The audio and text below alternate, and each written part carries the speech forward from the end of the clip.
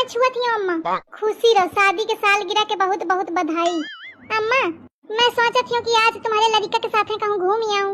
अरे दुल्हन एनिवर्सरी साल में एक बार आवत ही तो परिवार के साथ मनावा चाहिए। नीक नीक खाना बनाओ बढ़िया, सब जने मिल के खावा जाए। कलीवा को बुलाए लेती हूँ, के लड़का बच्चा आ जाई है, कितना नीक लागी।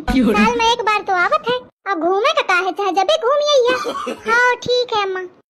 अच्छा दुल्हन हम अरे आज कलीवा के एनिवर्सरी आए तो वो आवत ही, तो एक काम कर कि बढ़िया नीक नीक खाए पिए का बना ले।